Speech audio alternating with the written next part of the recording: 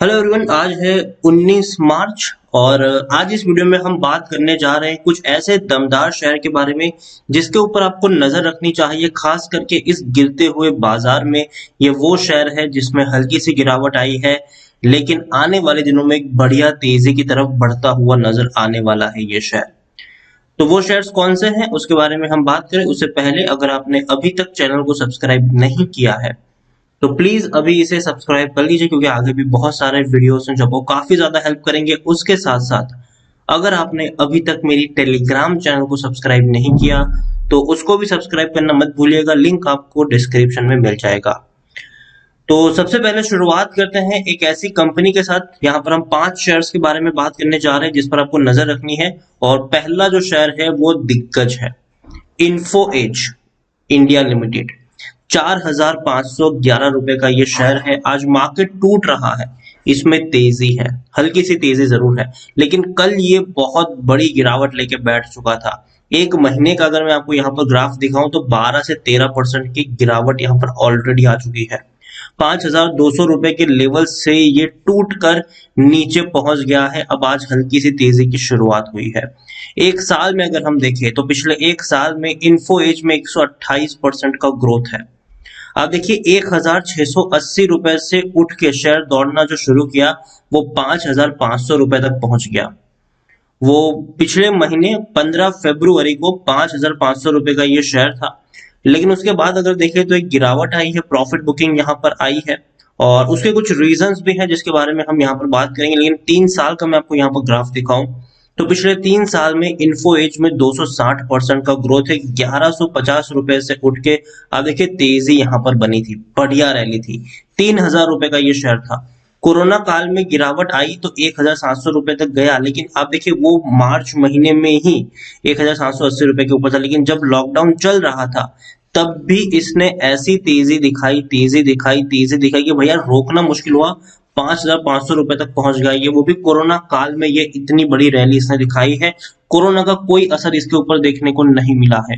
तो अभी अगर हम जो ये सेकंड वेव की बात करें, अगर वो देखने को मिलता भी है तो ये वो शेयर होगा जिस पर कोई उतना ज्यादा इफेक्ट नहीं पड़ने वाला है इस सेकंड वेव का भी। तो तेजी देखने को मिलेगी और फ्यूचर प्लान्स इसके बेहतर। हालांकि गिरावट की एक वजह यहाँ पर यह भी है कि हरियाणा गवर्नमेंट जो है उन्होंने एक नया रिजर्वेशन लॉ पास करने की बात करी है, जो कहीं ना कहीं जो स्टार्टअप्स है उनको थोड़ा सा ये डेंट लगा सकता है। जो लॉ है उसमें उसमें प्राइवेट सेक्टर के ऊपर लागू करने की बात की जा रही है। अब देखिए some of India top startup founders है वो स्ट्रांगली क्रिटिसाइज, मतलब इंडिया के जो बड़े बड़े स्टार्टअप्स के फाउंडर है उन्होंने भैया इनको क्रिटिसाइज किया है हरियाणा गवर्नमेंट के इस लॉ को, कि भैया 75% रिजर्व। हरियाणा गवर्नमेंट ये कहती है कि प्राइवेट सेक्टर में जो वहां के लोकल लोग हैं उनके लिए 75% जॉब जो है वो रिजर्व होनी चाहिए। तो इसका क्रिटिसाइज करते हुए काफी लोगों ने कहा है, और इसका क्रिटिसाइज करने वाले में एक है इन्फो एज के ही चीफ है संजीव बख्चंदानी। और उन्होंने ये भी कहा है कि उन्होंने नाम नहीं लिया है हरियाणा का डायरेक्टली, लेकिन उन्होंने ट्वीट करके ये बताया जरूर है कि he said in a tweet after the announcement that it is not good idea for startups to restrict labor market. For India to realize its true economic potential, it is important that the market for 4 factor of production are free: land, labor, capital and entrepreneurship. और अगर हम देखने जाए तो काफी जो startups है वो मूव करने की भी बातचीत कर रहे हैं। इवन जो पेटीएम के जो फाउंडर थे विजय शेखर, उन्होंने भी उनकी बातों से अग्री किया है कि भैया ऐसा नहीं होना चाहिए, ऐसा रिजर्वेशन नहीं होना चाहिए। इवन जो छोटे छोटे लोग, आप देखिए एक और ट्वीट भी है जो एक छोटे से स्टार्टअप के उन्होंने स्टार्टअप किया था, उनका ये भी कहना है कि we are very small team but already considering moving from Panchkula area to Punjab, Mohali और Chandigarh as startup trying to go after covid impact on market, it is scary situation to be in. तो यहाँ पर दिक्कत यही है कि आप कुछ सोचेंगे 75% का अगर आप रिजर्व रख लेंगे तो। और देखिए हरियाणा कोई ऐसा नहीं है कि जिसको आप इग्नोर कर सके, भैया गुरुग्राम वहीं पर है, ठीक है। और वहीं पर आपको बड़ी बड़ी कंपनियों की आपको देखने को मिल जाएंगे ऑफिसेस, मेन ब्रांच आपको वहीं पे देखने को मिल जाती है। गुरुग्राम में आपको कई सारी बड़ी बड़ी कंपनियों की ब्रांचेस देखने को मिल जाती है जो हरियाणा का पार्ट है। तो अगर ऐसा होता है तो कहीं ना कहीं बड़ी कंपनियों को मूव करना पड़ेगा, या फिर सरकार के साथ सीधा सीधा इनका इंटरफियर होने के चांसेस भी कहीं ना कहीं ज्यादातर तौर पर देखने को मिल सकते हैं। दूसरी तरफ इन्फो एज की मैं बात करने जाऊं तो इन्फो एज का कुछ इस तरीके से है, टेक्निकल रेटिंग अभी अच्छी नहीं है, डाउन ट्रेड में है ये शेयर, और अगर थोड़ा बहुत और भी गिरता है यहाँ से तो याद रखें एक बढ़िया अपॉर्चुनिटी यहाँ पर क्रिएट हो सकती है। According to money control user 60% लोग खरीदने की सलाह दे रहे हैं और 40% लोग आपको बेचने की बात यहाँ पर कर रहे हैं। यहाँ पर एक और चीज अगर मैं आपको दिखाने की कोशिश करूं तो इनका जो रेवेन्यू है वो अच्छा देखने को मिल रहा है, देखिए, लेकिन फिर भी थोड़ा सा डिक्रीज जरूर आया है। 335 करोड़ से रेवेन्यू डिप होकर 275 करोड़ तक गया है, और प्रॉफिट की भी अगर हम बात करें तो प्रॉफिट में हालांकि उछाल देखने को मिला है, 770 करोड़ के आसपास का इनको प्रॉफिट हुआ है। यहाँ पे फंड रेजिंग के ऊपर काम चलता है सारा का सारा, तो प्रॉफिट भी आपको देखने को मिला है, और जो वैल्यू है वो भी इनकी काफी ज्यादा अनलॉक होती हुई नजर आई है।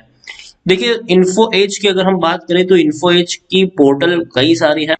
तो इन्फो एज अगर हम देखें तो ये इनकी वेबसाइट है, और इन्फो एज में अगर हम देखें तो उनकी कई सारी कंपनीज है, कई सारे इनके पोर्टल्स है, जिसमें से Naukri.com ये इन्हीं का है, Naukrigulf.com इन्हीं का है, Shiksha.com इन्हीं का है, जीवनसाथी.com इन्हीं का है, 99 एकर्स ये भी इन्हीं का है, फर्स्ट Naukri.com ये भी इन्हीं का है। उसके अलावा दो तीन बड़े यूनिकॉर्न्स है जिसमें इनकी बड़ी हिस्सेदारी है, बड़ा फंडरेज किया है।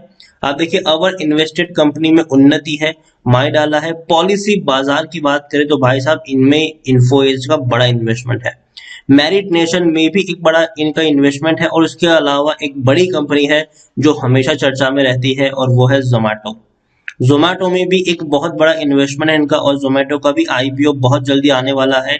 तो याद रखिए, जिस दिन आईपीओ की अनाउंसमेंट होगी इन्फो एज एक तेजी से दौड़ना शुरू करेगा, रफ्तार से दौड़ना शुरू करेगा। आज ही नजारा टेक्नोलॉजी जो राकेश झुनझुनवाला बैक की कंपनी है, उसका आईपीओ भाई साहब 1100 रुपए का है, 1100 रुपए का उनका आईपीओ है, जो गेमिंग कंपनी है ये, और ऑलरेडी काफी ज्यादा सब्सक्राइब हो चुका है, ओवर सब्सक्राइब ऑलरेडी हो चुका है, और शायद दिन के एंड तक 100 गुना तक सब्सक्राइब हो जाएगा नजारा टेक्नोलॉजीज। तो जोमेटो का अगर आईपीओ आएगा तो भाई साहब ये भी 100-200 गुना सब्सक्राइब हो जाएगा, बहुत ही तेजी से, बहुत ही आसानी से हो जाएगा, और ऐसे में इनका जो पैसा है वो डबल ट्रिपल 3-4 गुना हो जाएगा जितना इन्वेस्ट, क्योंकि भैया हिस्सेदारी इनकी बहुत बड़ी है वहां पर। तो अगर जो आईपीओ आते हैं, कल को पॉलिसी बाजार के आएंगे, कल को शायद जोमेटो के आएंगे, जोमेटो का के अनाउंसमेंट हो भी चुका है, तो याद रखिए एक बड़ी तेजी आपको देखने को मिल सकती है। और इन्होंने हाल फिलहाल में $250 मिलियन की फंड रेजिंग भी करी है जोमेटो ने, तो अच्छी बात है, बेहतर चीज है। इन्फो एज के ऊपर नजर रखनी चाहिए, बड़ी बड़ी कंपनियों में इनका इन्वेस्टमेंट है, और इनकी Naukri.com भाई साहब, लोगों को आज नौकरी की ही जरूरत है और वो उसी को ढूंढने में लगे हुए हैं। तो इन्फो एज जब भी गिरे तब तब पकड़ो, इसको बेचने की गलती मत करना। 4,500 रुपए का ये शेयर है, अगर यहाँ से और भी नीचे चला जाता है तो खरीदारी करो, टुकड़ों में खरीदारी करना शुरू कर सकते हो आप इस लेवल से। अगर आपको 10 शेयर खरीदने हैं तो पहले 3 खरीद लो इस लेवल पर, वेट करो, अगर 100-150 रुपए और गिर जाए और 3 शेयर खरीद लो, 100-150 और गिरे और 3 शेयर खरीद लो। इस तरीके से आप यहाँ पर प्ले कर सकते हैं, और कम से कम और 2-3 साल का प्लान लेके चले। याद रखिए, जिस दिन जोमेटो की आईपीओ की बातचीत शुरू होगी, ये शेयर सबसे पहले बड़ी रफ्तार से दौड़ना शुरू करेगा, और तब किसी के हाथ तक नहीं आने वाला है।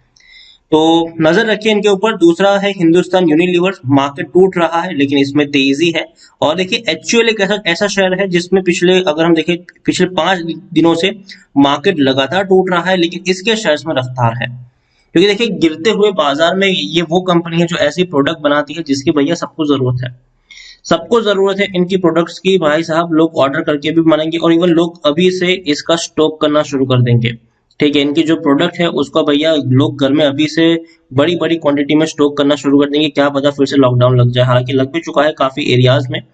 तो इस शेयर को आप अपने पोर्टफोलियो में रख सकते हैं, एक सेफ शेयर मान के चल सकते हैं इसको। हिंदुस्तान यूनिलीवर एक सेफ शेयर है, ये बहुत बड़ी गिरावट कभी नहीं आपको देगा।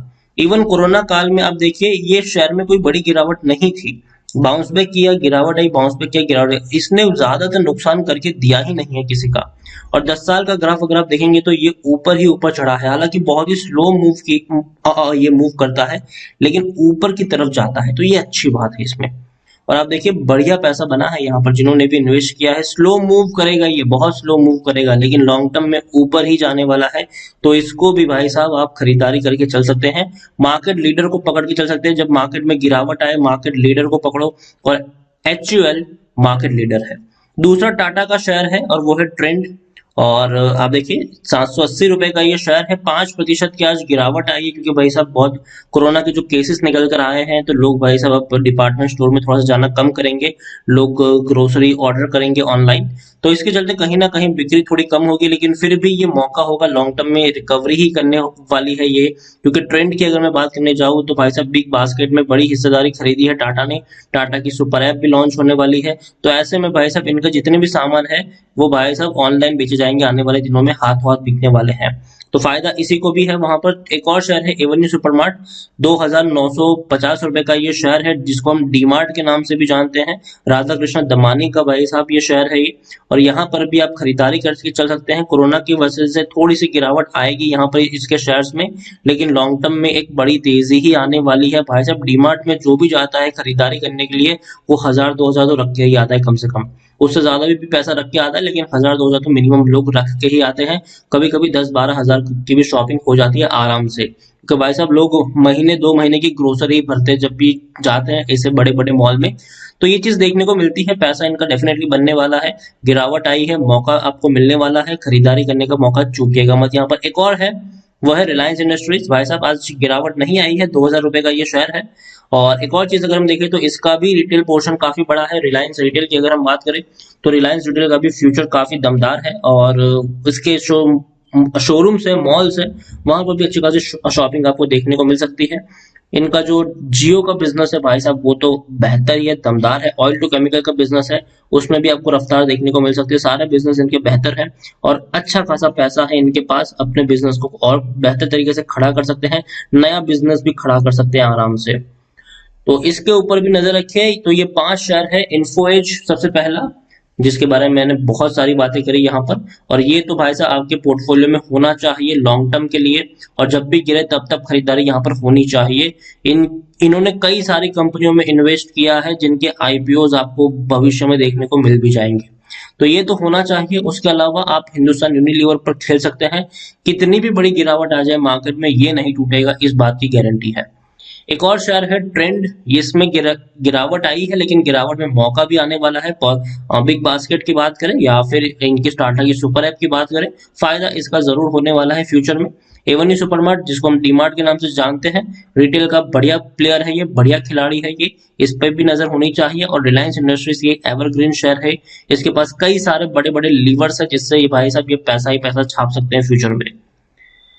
तो वीडियो को यहीं पे एंड करूंगा। पसंद आया हो तो प्लीज लाइक कर, शेयर कर। चैनल पर अगर पहली बार आए तो प्लीज सब्सक्राइब करें। पांचों में से आपको कौन सा शेयर पसंद आता है वो भी आप मुझे कमेंट में लिखकर बता सकते हैं। Thank you.